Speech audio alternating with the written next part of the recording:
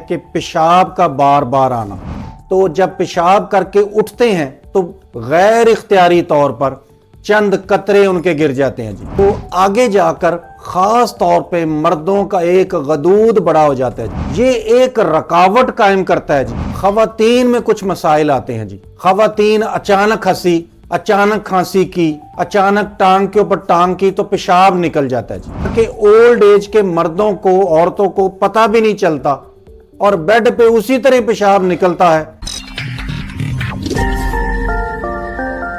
बिस्मिल्लाहिर्रहमानिर्रहीम।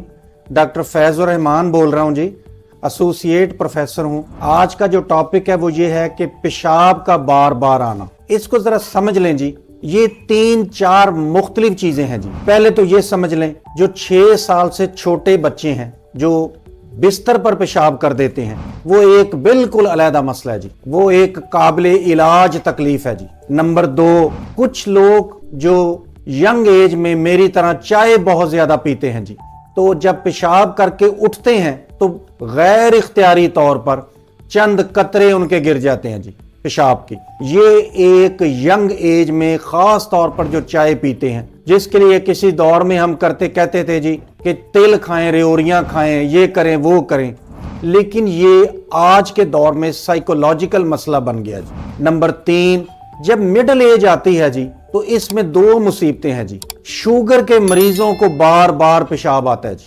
और इसी एज में खवातीन में कुछ मसाइल आते हैं जी। खवातीन अचानक हंसी, अचानक खांसी की, अचानक टांग के ऊपर टांग की तो पेशाब निकल जाता है जी। जिसको दूसरे लफ्जों में ये कहें कि उनके जो अंदरूनी अज़ा हैं वो लूज हो गए जी।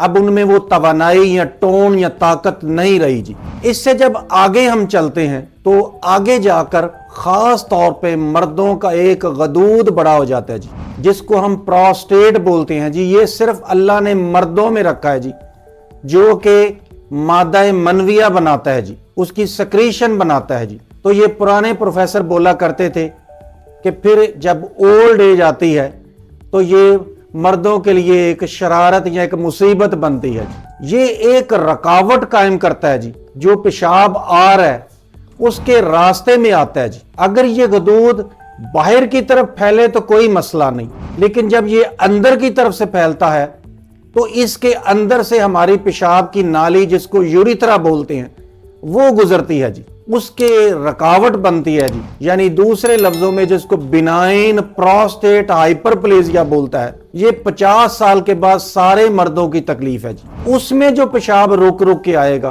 पेशाब की धार पतली हो जाएगी या कुछ कतरे कतरे आएगा, वो बिल्कुल और मुसीबत है जी। इसी दौर में औरतों में एक और मुसीबत आती है जी, जिसको हम स्ट्रेस इनकॉन्टिनेंस, यानी कुछ स्ट्रेस के मसाइल हैं, जिसकी वजह से औरतों को पेशाब बार बार आता है, निकल जाता है, उनको पता भी नहीं चलता।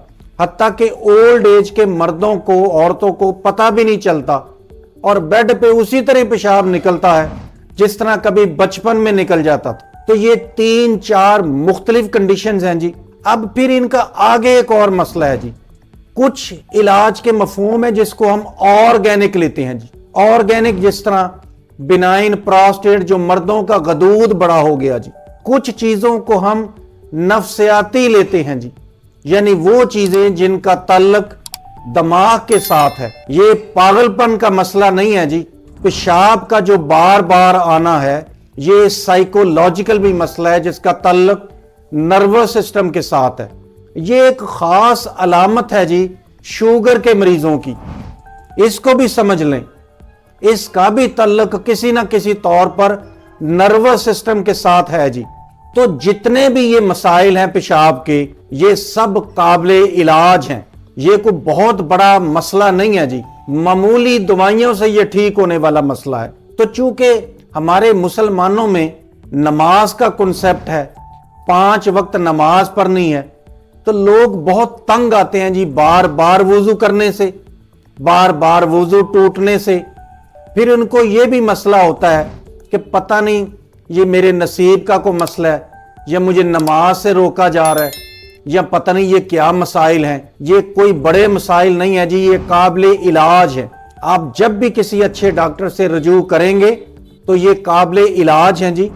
میرا ٹیلی فون نمبر سکرین پہ 1-2 دفعہ آئے گا جی، اور میں آپ کی خدمت کے لیے کالی کوٹی سٹاپ پر نجم ہاسپٹل کے ساتھ الفلاح میڈیکل سینٹر ہے جی، 61 جہاں زیب بلاک. ہمارے پاس لیبارٹری کی بھی سہولت ہے، الٹرا ساؤنڈ کی بھی ہے جی. ہم کوئی ایک آدھ ٹیسٹ کروائیں گے جی، اور اسے ہمیں پتا چل جائے گا مثانے کا مسئلہ ہے، مثانے کی کمزوری کا مسئلہ ہے، شوگر کا مسئلہ ہے، کسی ہارمون کی کمی بیشی کا مسئلہ ہے، دماغ کے کسی وائٹامن نیورو ٹرانسمیٹر کا مسئلہ ہے. یہ سارے قابل علاج ہیں جی، کوئی بڑا مسئلہ نہیں ہے. آپ جب بھی خدمت کا موقع دیں گے ہم اس کے لیے حاضر ہیں جی. خدا حافظ.